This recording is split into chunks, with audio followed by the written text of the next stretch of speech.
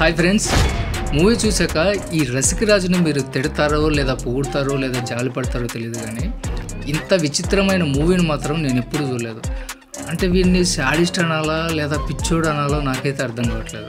ఈ రసికరాజు పుట్టగానే విచిత్రంగా మేకపోతు గడ్డంలో పెద్ద గడ్డం వేసుకొని పుడతాడు. ఇలాంటప్పుడే గుండె రాయి చేసుకోవాలి. ఇంకా చాలా చోట్ల వెంట్రుకలు ఉంటాయి, అది వేరే విషయం. హ్యాపీగా ముద్దు పెట్టుకోవడానికి కూడా అక్కడ ప్లేస్ ఉండదు. 7 ఏళ్ళకి రాజు అవుతాడు, నచ్చింది చేస్తాడు, నచ్చకపోతే చంపేస్తాడు. ఆ దేశంలో ఒలింపిక్స్ పెట్టి వాడే పాల్గొని వాడే కప్పులు తీసుకుంటాడు. అంత శాడిస్ట్ అనమాట వాడు. ఇలా మూవీ అంతా విచిత్రంగా చాలా ఇంట్రెస్టింగ్గా ఉంటుంది. చివరి వరకు చూడండి, మూవీ మాత్రం చాలా చాలా అద్భుతంగా ఉంటుంది. అలాగే నా ఎక్స్ప్లెనేషన్ మీకు నచ్చి వర్త్ అనిపిస్తే నా ఛానల్ని సబ్స్క్రైబ్ చేయండి. ఒడియా అనే దేశాన్ని చూపించడంతో మూవీ స్టార్ట్ అవుతుంది. మీరు ఈ పేరు గూగుల్లో సెర్చ్ చేయొద్దు, ఎందుకంటే ఇది కల్పిత దేశం. గూగుల్లో సెర్చ్ చేస్తే లొకేషన్ నాట్ ఫౌండ్ అని వస్తుంది. అయితే ఆ దేశ ప్రజల దురదృష్టవశాత్తు ఒడియాలో ఒక రసికరాజు జన్మిస్తాడు. పుట్టుకతోనే గడ్డంతో పుడతాడు. ఏదో జంతువు పుట్టిందేమో అనుకుంటాం మనం, చూడడానికి మేకపోత గడ్డంలో ఉంటుంది. అయితే దరిద్రానికి వీడే మన హీరో. అందరూ పంచాయతీ పెట్టి వాడికి అల్లావుద్దీన్ అని పేరు పెడతారు. బాధాకరమైన విషయం ఏంటంటే అల్లావుద్దీన్ పుట్టగానే వాళ్ళ తల్లిని వాళ్ళ నాన్న చంపేస్తాడు. ఇంకా దరిద్రమైన విషయం ఏంటంటే కొన్ని సంవత్సరాలకి అతని తండ్రిని కూడా చంపేస్తాడు. అలా 7 ఏళ్ల వయసులోనే అల్లావుద్దీన్ ఒడియా దేశానికి రాజు అవుతాడు. అయితే సరదాగా స్కూల్కి వెళ్ళి చాక్లెట్లు తినే టైంలో వీడు రాజు అయిపోతాడు. తుపాకీ పొడవు కూడా లేడు, కానీ పుస్తకం పట్టుకునే వయసులో వీడు తుపాకీ పట్టుకుంటాడు. వీడు పాస్ అవుతాడో లేదా ఫెయిల్ అవుతాడో చూద్దాం. కట్ చేస్తే కొన్ని సంవత్సరాల తర్వాత ఇప్పుడు అల్లావుద్దీన్ పెరిగి పెద్దవాడై ఉంటాడు. అయితే అల్లావుద్దీన్ తన తండ్రిలాగే మందబుద్ధి కలవాడు. అంటే తన మనసులో ఏదనిపిస్తే అది చేసేస్తాడనమాట. ముందు వెనక ఏమీ ఆలోచించడు. కింద గడ్డం పైన వెంట్రుకలు ఒకేలా ఉంటాయి.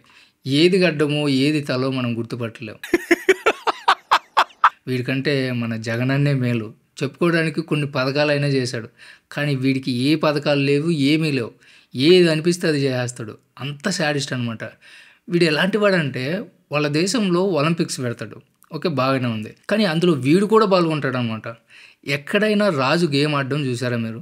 రాజు ప్రజలకు అవకాశం ఇవ్వాలి కదా, కానీ అదే ఇక్కడ మ్యాజిక్.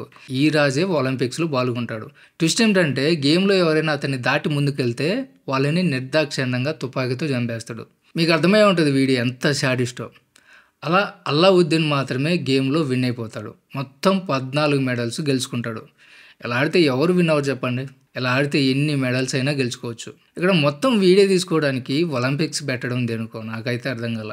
తర్వాత సీన్లో అల్లావుద్దీన్ తన మహల్ నుంచి బయటకు వచ్చి ప్రజలతో రాబోయే రోజుల్లో ప్రపంచం అల్లకొల్లం కాబోతుంది, మనం త్వరలో న్యూక్లియర్ రియాక్టర్ తయారు చేసుకోవాలి. అయితే అది విధ్వంసం చేయడం కోసమో ఎవరి మీదైనా దాడి చేయడం కోసమో కాదు, మన శాంతి భద్రతలు కాపాడుకోవడం కోసం అని చెప్పి నవ్వుతూ ఉంటాడు. తర్వాత అల్లావుద్దీన్ న్యూక్లియర్ రీసెర్చ్ సెంటర్కి వెళ్తాడు. అక్కడ అతను తన బాబాయ్ తమీర్ని కలుస్తాడు. వాళ్ళిద్దరు కూడా లోపలికి వెళ్తారు. అక్కడ వీడిని చూసి ఫస్ట్ సెక్యూరిటీ గార్డ్ అనుకున్నా. తర్వాత అక్కడ అల్లావుద్దీన్ తయారవుతున్న మిషన్ చూస్తాడు. అది చాలా చాలా చిన్నగా ఉంటుంది. అది ఇదేంటి, దీనికంటే నా తమ్ముడే మేలే అనుకుంటాడు. వెంటనే అతనికి కోపం వచ్చి ఆ సైంటిస్ట్ని పిలవమని చెప్తాడు. అప్పుడు మిగతా సైంటిస్టులు అల్లావుద్దీన్తో ఇంతకుముందు మీరు వచ్చినప్పుడు మీరే ఆ సైంటిస్ట్ని చంపించారు అని చెప్తారు. అయితే అల్లావుద్దీన్కి ఆ విషయం గుర్తుండదు. అతను బాగా గుర్తు చేసుకున్న తర్వాత 2 సంవత్సరాల క్రితం అతను ఇక్కడికి వచ్చినప్పుడు తన సైంటిస్టు మదల్ని అతనే చంపించాడని గుర్తుకొస్తుంది. తర్వాత ఆ సైంటిస్టు మీరు ఆ విషయం మర్చిపోయారని చెప్తాడు. అప్పుడు అల్లావుద్దీన్ నేను ఆ విషయం మర్చిపోలేదని చెప్పి ఆ సైంటిస్ట్ను కూడా చంపేయమని చెప్తాడు. పొంతన లేని సమాధానాలని చెప్పి దారుణంగా హింసిస్తూ ఉంటాడనమాట. తర్వాత అల్లావుద్దీన్ తన మహల్కి తిరిగి వచ్చేస్తాడు. మహల్ మాత్రం చాలా అద్భుతంగా అందంగా ఉంటుంది. అయితే విచిత్రంగా అక్కడ సెక్యూరిటీలుగా కేవలం అమ్మాయిలు మాత్రమే ఉంటారు. వీడే ఒక సెక్యూరిటీ గార్డ్లా ఉంటాడు, వీడికి మళ్ళీ సెక్యూరిటీ గార్డ్లు అనమాట. అయితే ఈ రసికరాజు మామూలుడు కాదులే, వాళ్ళతో నైట్ డ్యూటీ చేయించుకొని మంచం వెరగొట్టే పనులు కూడా చేయించుకోవచ్చు అని ప్లాన్ చేసి వాళ్ళని నియమిస్తాడనమాట. తర్వాత అల్లావుద్దీన్ కారులోంచి స్టైల్గా దిగగానే ఒక వ్యక్తి వచ్చి అల్లావుద్దీన్ని సడన్గా షూట్ చేసి చంపేస్తాడు. అందరూ షాక్ అయిపోతారు. అది చూసి నేను కూడా షాక్ అయిపోయినా. స్టోరీలో ఇదేం ట్విస్టా అనుకున్నా. అయితే తర్వాత చనిపోయిన వ్యక్తి అల్లావుద్దీన్ కాదని అతని డూప్ అని తెలుస్తుంది. నిజానికి అల్లావుద్దీన్ ఎప్పుడూ తనతో పాటు ఒక డూప్లికేట్ను ఉంచుకుంటాడనమాట. ఆ డూపుల్ని ఆరెంజ్ జ్యూస్ లాగా వాడేస్తూ ఉంటాడు. అతి తెలివితేటలు ఎక్కువ అనమాట. ఎందుకంటే ఎవరైనా అతని మీద దాడి చేసినప్పుడు డూప్లికేట్ వ్యక్తి చనిపోతాడని. సో ప్రతిసారి కూడా అలాగే జరుగుతుంది కూడా. అల్లావుద్దీన్ ఎప్పటికప్పుడు బ్రతికిపోతూ ఉంటాడు. తర్వాత ఈ రసికరాజు ఎంత పిచ్చోడంటే చనిపోయిన తన డూప్లికేట్ని నటించింది చాలు లేవమని పిలుస్తూ ఉంటాడు.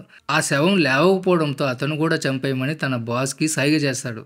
చచ్చిన వాళ్ళని మళ్ళీ చంపడం ఏంటి రసికరాజా? తర్వాత అల్లావుద్దీన్ వెళ్ళిపోయిన తర్వాత తన బాబాయ్ తమీర్ ఎవరికో ఫోన్ చేసి అల్లావుద్దీన్ ఈసారి కూడా తప్పించుకున్నాడు, కాబట్టి మన పని చేసి పెట్టడానికి మనం తనలా ఉండే ఇంకో వ్యక్తిని వెతికి పట్టుకోవాలి అని చెప్తాడు. అంటే ఇక్కడ ఏదో డ్రామా నడుస్తుందన్నమాట. దీన్ని బట్టి అల్లావుద్దీన్ తన బాబాయ్ తమీరే చంపాలనుకుంటున్నాడని అర్థమవుతుంది.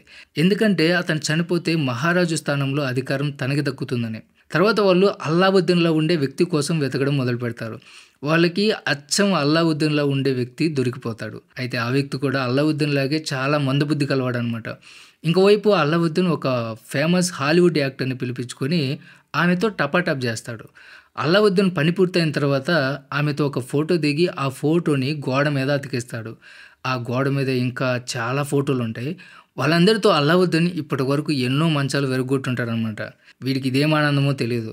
మీరు ఎన్ని మంచాలు విరగొట్టారో కామెంట్లో చెప్పండి. తర్వాత రోజు రసికరాజు ఇంకేం పని లేదన్నట్లు వీడియో గేమ్ ఆడుతూ ఉంటాడు.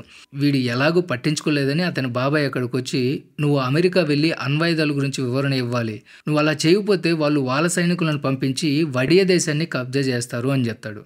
సో రసికరాజాకి తప్పదు కాబట్టి అమెరికా వెళ్ళడానికి నిర్ణయించుకుంటాడు. నెక్స్ట్ రోజు రసికరాజా అమెరికా వెళ్తాడు. విచిత్రంగా ఒంటి మీద వెళ్తాడు. అక్కడ ప్రజలందరూ కూడా అతనికి వెల్కమ్ చెప్తారు. వీడు అమెరికా వీడిది అన్నట్లు బిల్డప్ ఇస్తాడు.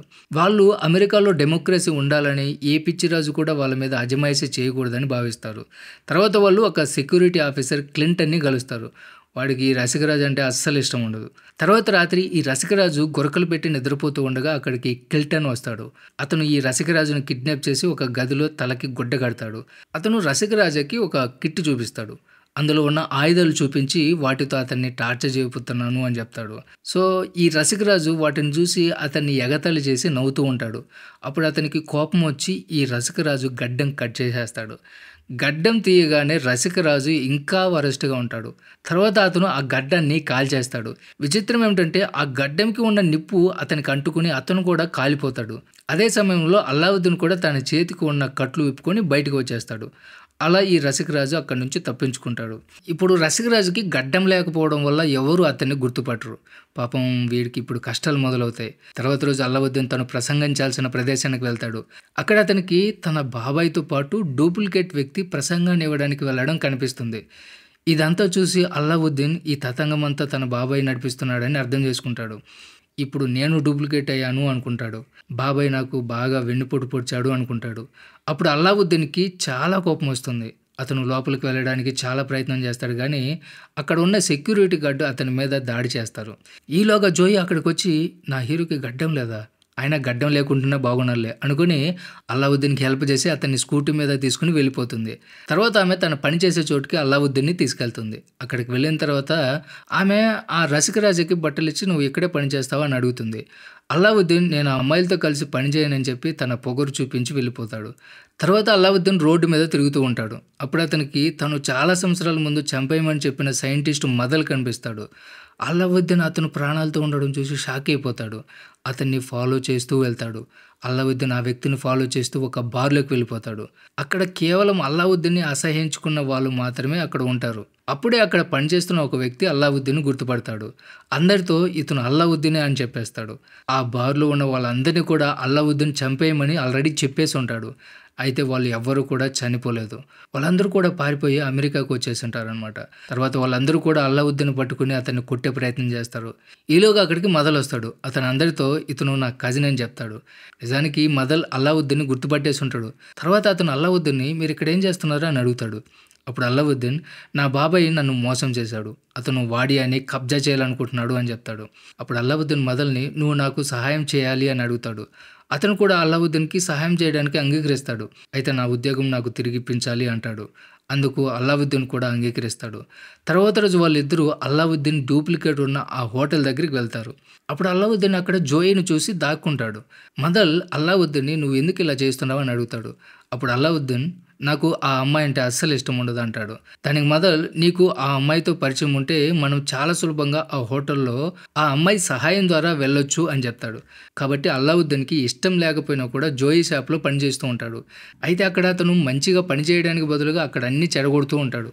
తర్వాత మదల్ అల్లావుద్దీన్కి ఫోన్ చేసి నేను అన్ని ఏర్పాట్లు పూర్తి చేశాను, మనం హోటల్కి వెళ్ళి సామాన్లు సప్లై చేసే వంకతో అక్కడికి వెళ్ళి నకిలీని తప్పించి నిన్ను ఆ స్థానంలో పంపించాలి అంటాడు. అప్పుడు అల్లావుద్దీన్కి ఈ ప్లాన్ బాగా నచ్చుతుంది. ఇప్పుడు మెల్లిమెల్లిగా అల్లావుద్దీన్‌కి జోయి కూడా నచ్చుతుంది. అందువల్ల వాళ్ళిద్దరూ ఇప్పుడు షాప్‌లో మంచిగా పనిచేస్తూ ఉంటారు. ఆ షాప్ రూపురేఖలే మార్చేస్తారు. తర్వాత ఒకరోజు ఆ షాపులో ఒక మహిళకి పురిటి నొప్పులు మొదలవుతాయి. అయితే ఆమెని హోటల్‌కి తీసుకెళ్ళేంత సమయం ఉండదక్కడ. కానీ అల్లావుద్దీన్‌కి ఆమెకి డెలివరీ ఎలా చేయాలో తెలీదు. అయినా కూడా అతను ఏదోలాగా ఆమెకి సక్సెస్‌ఫుల్‌గా డెలివరీ చేస్తాడు. అలా జోయి కూడా అతన్ని చూసి చాలా ఇంప్రెస్ అవుతుంది. ఆమెకి అతని మీద ప్రేమ ఎక్కువైపోతుంది. కాబట్టి ఆమె తన మిగిలిన జీవితం అంతా అల్లావుద్దీన్‌తో గడపాలి అనుకుంటుంది. దానికి ముందు అల్లావుద్దీన్ నీకొక విషయం చెప్పాలని అతని నిజ స్వరూపం చూపిస్తాడు. ఆ నిజం తెలిసిన తర్వాత జోయికి చాలా కోపమొస్తుంది. ఆమె వెంటనే అతన్ని అక్కడి నుంచి వెళ్ళిపోమని చెప్తుంది.